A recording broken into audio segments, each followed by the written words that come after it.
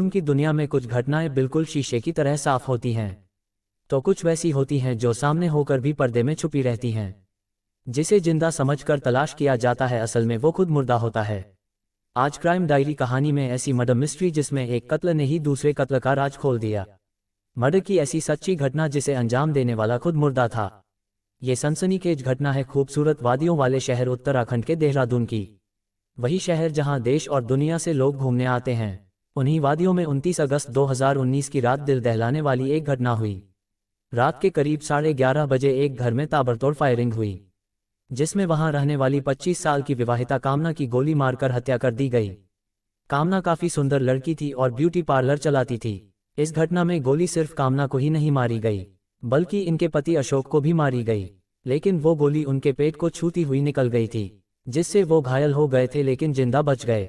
अशोक पहले डीजे का काम करते थे। उसी दौरान कामना से मुलाकात हुई थी। दोनों कई साल तक लिव इन रिलेशन में रहे थे।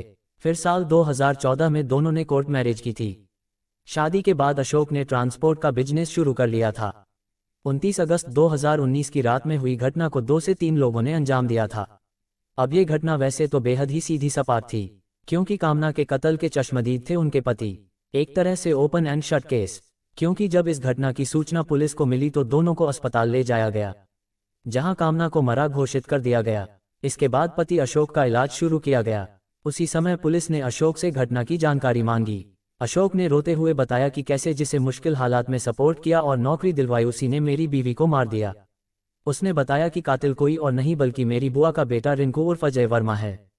उसके साथ 2 और लड़के आए थे। उन्होंने पहले बीवी को मारा और विरोध करने पर मुझे भी गोली मार दी। पुलिस ने पूछा कि पत्नी की हत्या करने के पीछे आखिर वजह क्या हो सकती है।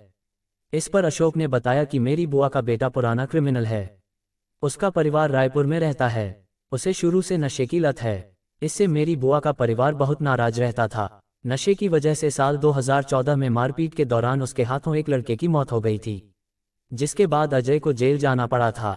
लेकिन 1 साल बाद ही 2015 में उसे जेल से जमानत मिल गई थी, पर घरवालों ने उसे नहीं अपनाया था। घर में एंट्री बंद कर दी थी। ऐसे में वो दर दर भटक रहा था। ऐसे हालात में उसकी मदद अशोक ने ही की थी। अपने घर में जगह दी थी। फिर रिंकू उर्फ अजय की राजस्थान में नौकरी भी लगवा दी थी, पर बीच बीच में वो आता रहता था। लेकिन उसके आने से पत्नी नाराज हो जाती थी। इसी खुन्नस में उसने बदला लेने के लिए पत्नी को गोली मार दी। जब मैंने विरोध किया तो मुझ पर गोली चला दी। फिर वो अपने दोस्तों के साथ भाग गया। अब घटना की पूरी डिटेल पाकर पुलिस उसी रिंकू उर्फ अजय की तलाश में जुट गई। उसके बारे में पता लगाते हुए पुलिस रिंकू के माता पिता के घर पहुंची। पूछताछ की, लेकिन घर के लोगों ने सीधे कह दिया कि उनका कोई संपर्क रिंकू से नहीं है। परिवार के लोगों ने यह भी बताया कि 1 साल पहले तक तो वो घूमते हुए घर पर आ भी जाता था, लेकिन पिछले 1 साल से ना ही वो घर आया और ना ही हम लोगों में से किसी से संपर्क किया। पुलिस को ये बातें पहले तो जानबूझकर छुपाने वाली लगी, क्योंकि हर माँ बाप अपने बच्चे को बचाने के लिए ऐसा करते हैं। इसलिए पुलिस ने वहां आसपास के लोगों से पूछताछ की। कई घरों में पूछताछ के बाद भी यही पता चला कि वहां किसी ने पिछले 1 साल से अजय को देखा ही नहीं है। इसके बाद पुलिस ने फिर से वहीं से जांच शुरू की जहां कामना और उसके पति को गोली मारी गई थी। लेकिन इस बार पुलिस ने कामना के पति अशोक से नहीं बल्कि आसपास के लोगों से बातचीत की। सीसीटीवी फुटेज देखा तो उसमें घटना वाले दिन कुछ लोगों को देखे जाने की बात भी सामने आई, लेकिन वो लोग कौन थे इसकी पहचान नहीं हो पाए। इधर तमाम कोशिशों के बाद भी आरोपी कातिल रिंकू का कोई सुराग नहीं मिल रहा था। अब कोई सुराग नहीं मिलने पर पुलिस ने सर्विलांस की मदद से आरोपी का पता लगाने की शुरुआत की, जिसके लिए पुलिस ने आरोपी रिंकू का मोबाइल नंबर पूछा। तब पता चला कि जिस नंबर का वो इस्तेमाल करता था वो काफी समय से बंद है। यहां से पुलिस फिर खाली हाथ रह जाती है। इसके बाद पुलिस थक हार कर पूरे जांच की दिशा को बदलने की कोशिश करती है। फिर से पूरी घटना के बारे में अशोक से पूछताछ करती है। इस बार उसके बयान में कुछ अंतर मिलता है, इसलिए पुलिस आसपास के लोगों से भी फिर पूछताछ करती है। इस दौरान पता चलता है कि अशोक और कामना में पिछले काफी समय से अनबन भी चल रही थी। लव मैरिज के बाद दोनों एक साथ काम पर जाते थे, पर कई महीने से कभी कभार ही साथ आते जाते थे। अक्सर दोनों अलग अलग जाते थे। इस बात को लेकर पुलिस अशोक और कामना दोनों के मोबाइल फोन की कॉल डिटेल निकालती है। अब तक केस की जांच करते हुए 1 हफ्ते का समय निकल चुका था। कॉल डिटेल की जांच में कुछ चौंकाने वाली बात सामने आई। कत्ल के आरोपी रिंकू से पिछले काफी समय से अशोक की बात नहीं हुई थी, लेकिन 2 नंबरों पर खूब बात होती थी। यहां तक कि कामना की हत्या वाले दिन और उससे पहले भी अक्सर बात होती थी। लेकिन हत्या के बाद एक हफ्ते के भीतर उन नंबरों पर कोई बात नहीं हुई थी। ये देखकर पुलिस चौंक जाती है, इसलिए पुलिस पता लगाती है कि आखिर इन नंबरों का राज क्या है। दोनों नंबरों के बारे में पुलिस ने अशोक से ही जानकारी मांगी। तब अशोक ने बताया कि ये दोनों नंबर उसके दो करीबी दोस्तों के हैं, जिनके नाम हैं दीपक और गौरव। अब पुलिस ने उन दोनों की जानकारी जुटाई तो वो अपने घर पर नहीं मिले। इसके बाद उनकी लोकेशन के आधार पर 9 सितंबर 2019 को दोनों तक पुलिस पहुंच जाती है। अब पुलिस दोनों से पूछताछ करती है। शुरू में तो दोनों ये बताते हैं कि वे और अशोक सभी अच्छे दोस्त हैं, लेकिन जब वे पूछा गया कि इतने अच्छे दोस्त थे तो अशोक की पत्नी की हत्या हो गई और दोस्त को गोली लगी, फिर भी वे अस्पताल नहीं आए। ऐसा क्यों? दूसरी बात कि इतनी घटना के बाद भी ना ही अशोक ने तुम दोनों को फोन किया और ना ही तुम लोगों ने उसे कॉल की। अब इन सवालों पर दोस्त गोलमोल जवाब देने लगते हैं। इसे देख पुलिस का शक बढ़ गया। फिर कड़ाई से पूछताछ की तो जो दोनों ने खुलासा किया उसे सुनकर तो पुलिस भी सन्न रह गई।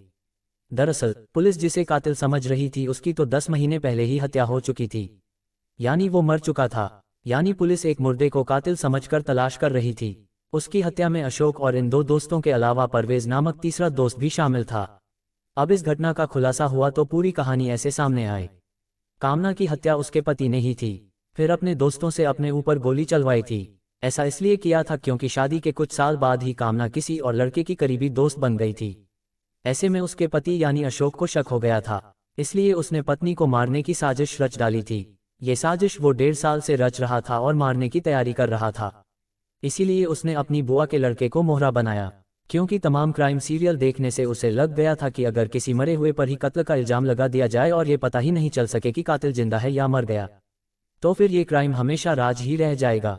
बस इसीलिए उसने साल 2018 के नवंबर महीने में ही बुआ के बेटे रिंकू की हत्या कर दी थी। रिंकू की हत्या को बेहद ही शातिर तरीके से अंजाम दिया गया था। जेल से आने के बाद अशोक ने रिंकू को कुछ दिनों तक अपने घर में ही रखा था। इसके बाद उसे राजस्थान के सीकर में दोस्तों के जरिए नौकरी दिलाने का झांसा दिया था। ये बताया कि उसे नौकरी मिल जाएगी, इसलिए नौकरी पर भेजने से पहले अपने बर्थडे की पार्टी में दोस्तों के साथ सबने खूब शराब पी। इसके बाद एक कार से सभी लोग राजस्थान के सीकर के लिए निकल गए। सीकर के पास पहुंचने पर सभी ने मिलकर अजय की गला घोंटकर हत्या कर दी थी। इसके बाद उससे जुड़े सभी कागजात को गायब कर दिया ताकि उसकी पहचान ना हो सके। फिर उसके शव को सुनसान झाड़ियों में फेंक दिया था।